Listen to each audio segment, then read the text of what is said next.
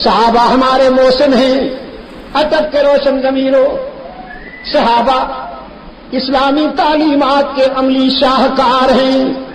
صحابہ رحمت للعالمین کے سچے یار ہیں. صحابہ اللہ اور اس کے رسول کے وفادار ہیں. صحابہ رحمت عالم صلی اللہ علیہ وسلم کی نبوت کے عینی گواہ ہیں. صحابہ کرام ہمارے محسن ہیں، امت اور نبوت کے درمیان بیسک لنک ہیں، اساسی واسطہ ہیں. یہی ہے جن کی وساطت سے ہم تک اللہ کا قرآن پہنچائے، رحمت عالم صلی اللہ علیہ وسلم کا فرمان پہنچائے. ان کا نام آئے تو بے ساختہ آپ کی زبان رضی اللہ تعالی عنہ کا خراج تحسین پیش کرے. اور زید تو وہ خوش نصیب ہے حلقہ رسالت میں منفرد سعادت مند ہے جس کا تذکرہ قرآن میں نام لے کر کیا. حضرت زید رضی اللہ تعالی عنہ لڑکپن میں اغوا ہوئے.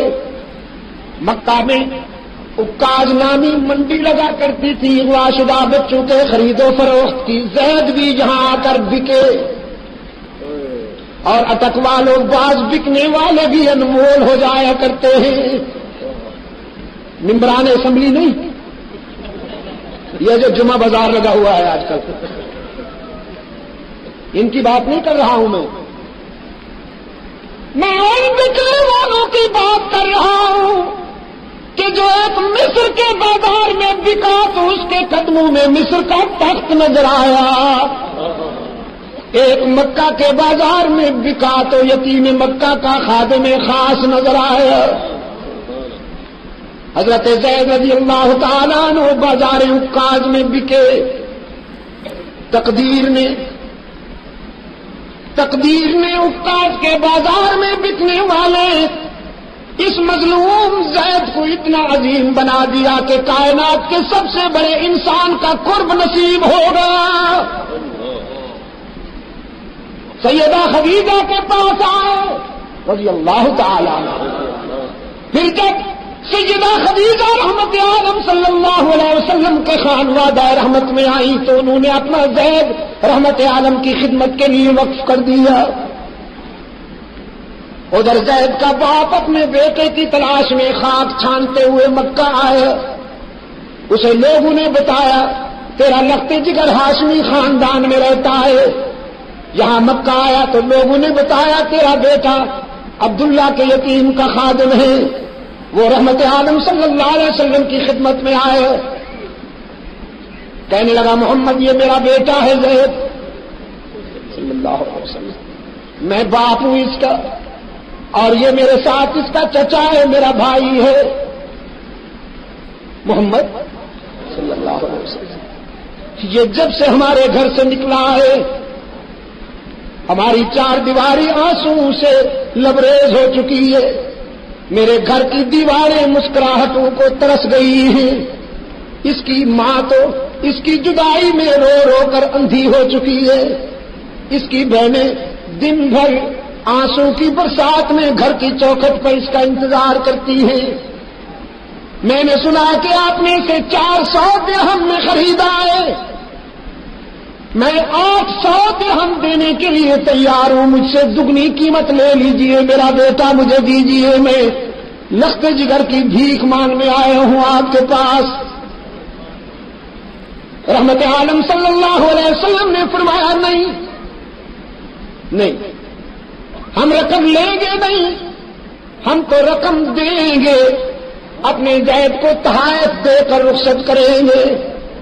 میں وصل کرنے آیا ہوں، فصل کرنے نہیں آیا. میں رشتے جوڑنے آیا ہوں، توڑنے نہیں آیا. روتی ہوئی ماں کو لگتے جگر مل جائے اور بچھڑا ہوا بھائی غمزدہ بہنوں کو مل جائے، اس سے بڑھ کر میرے لیے خوشی کی کوئی بات نہیں. آزاد بھی کرتا ہوں، اجازت بھی دیتا ہوں.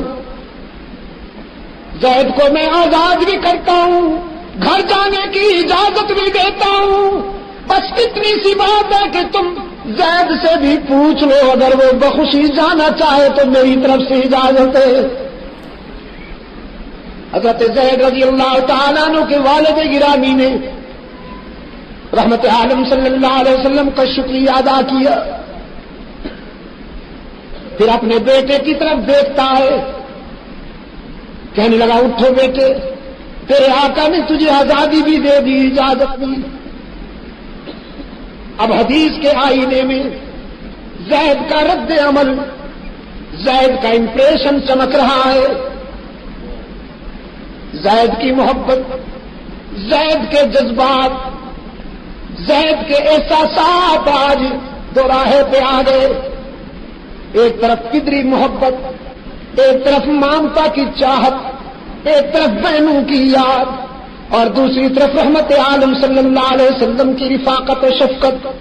ایک نظر باپ کے چہرے پر، ایک نظر رحمت کائنات کے چہرے پر، کچھ دیر نگاہیں جائزہ لیتی رہی دونوں چہروں کا، پھر ضمیر نے فیصلہ کرنے میں دیر نہ کی، دو ٹوک انداز میں زید نے فیصلہ کر دیا، اپنے بیٹے سے کہا دنیاوی زندگی کی سفر میں آپ سے تو ملاقات ہو گئی، اللہ نے چاہا تو ماں اور بہنوں سے بھی ہو جائے گی، ورنہ میرا سلام پہنچا دیجئے، حشر میں ملوں گا، ساری کائنات کو چھوڑ سکتا ہوں، سارے رشتوں سے منہ موڑ سکتا ہوں، لیکن ان کے دامن سے جدائی برداشت نہیں کر سکتا۔